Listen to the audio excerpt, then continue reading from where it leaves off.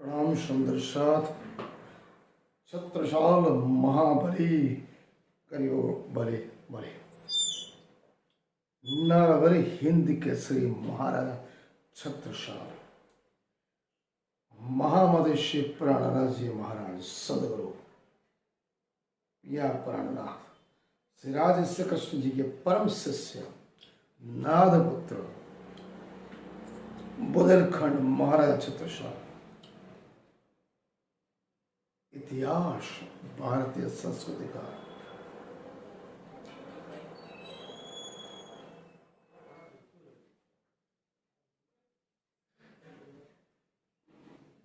दो पहलू।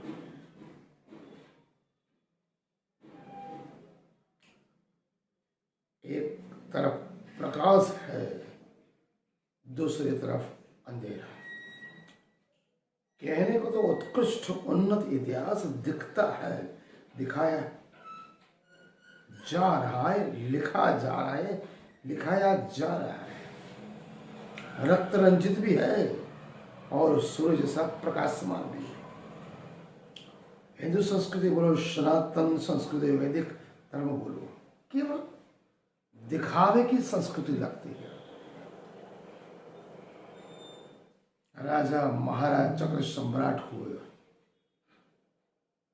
बड़े महान हुए, उनके लिए मान सम्मान तबज्जुल है गए। लिखने वाले ब्राह्मण, पुरोहित, पंडित जी, सठ जी और भट्ट जी सब कुछ लिखा, लेकिन यहाँ के मूलवासी आदिकाल से रहने वाले आदिवासी बहुजन, जिन्हें वो रिच,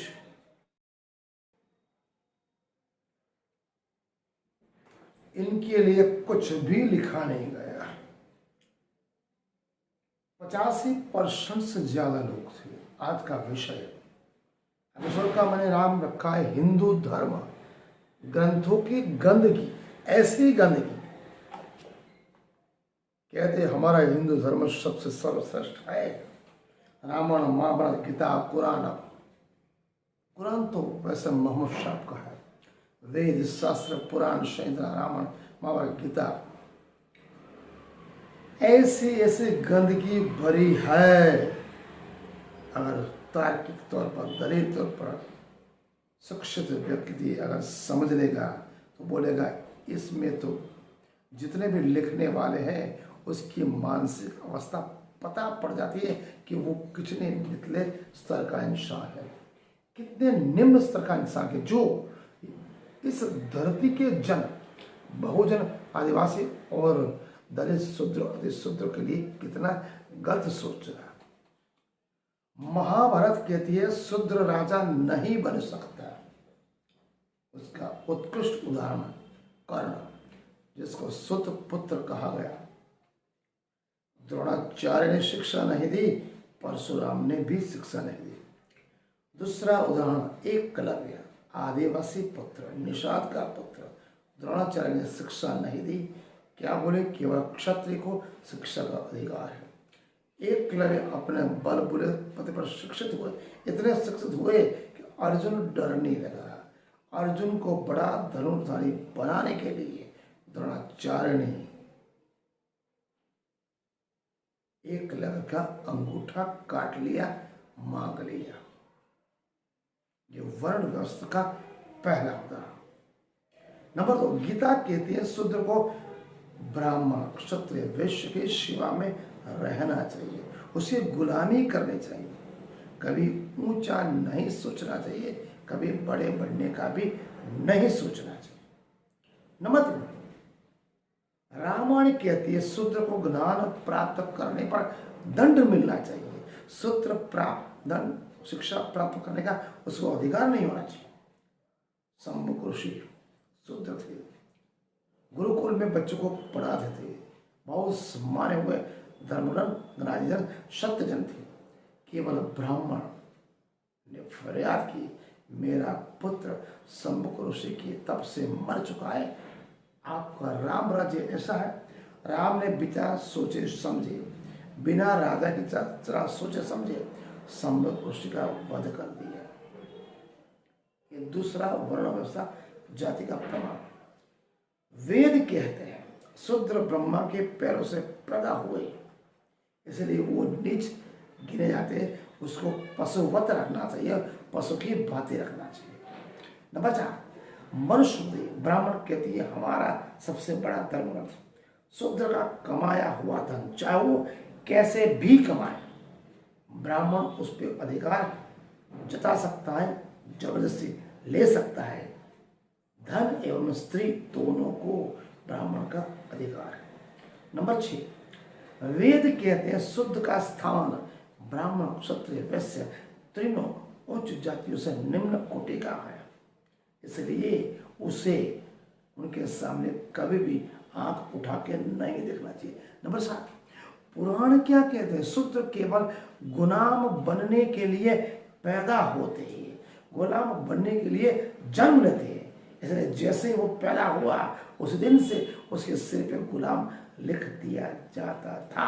और शूद्र की बेटियों को 2 साल की उम्र में मंदिर में देवदासी बनने के लिए छोड़ दिया जाता। वही लड़की 12 साल की उम्र के बाद वो ब्राह्मण पुरोहित और पंडित की रखेल बनकर जीवन भर जीवन बिताते थे। नंबर 8, रामचरितमानस क्या कहते हैं शूद्र को मारना और पिटना ब्राह्मण का धर्म है। ब्राह्मण अगर उसे मारता है, पिटता है, कोई कुकर्म करता है तो ब्राह्मण को दंड नहीं मिलता। ये तुलसीदास स्वयं कहते हैं ढोर गवार पशु और शूद्र और नारी सभी ताड़ना के अधिकारी, मतलब सब पशु के समान है। कुत्ते, बिल्ली, गधे, बैल, भेड़, बकरियां कहीं भी घूम सकते हैं, लेकिन शूद्र को कहीं भी घूमने का अधिकार नहीं। फिर भी हमारे सांसद शूद्र अपने आप को स्वर्ण की कोटि में लाने का प्रयास करते हैं। शूद्र समझते वो बहुजन है, मूल्यवासी है, ट्राइबल है, जिनको असुर, रिच, वानर, दलित, शूद्र, अतिशूद्र, आदिवासी, ट्राइबल गिना गया, फिर भी हिंदू धर्म के सभी धर्म ग्रंथों को छाती पे सीने पे लगा के घूम रहे हैं। अब बोलते हैं हम गर्व से हिंदू हैं। आप अगर पढ़े लिखे हो तो मनन करो और चिंतन करो कि उस ग्रंथ में क्या लिखा है।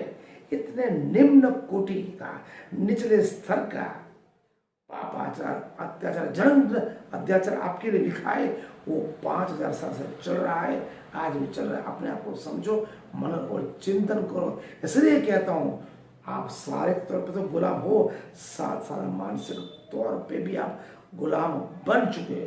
जो इंसान मानसिक तौर पर गुलाम बन गया, समझ लो जीवन भर शारीरिक, मानसिक, आर्थिक और सामाजिक गुलामी की प्रथा में चलेगा और जीते जी मर जाएगा।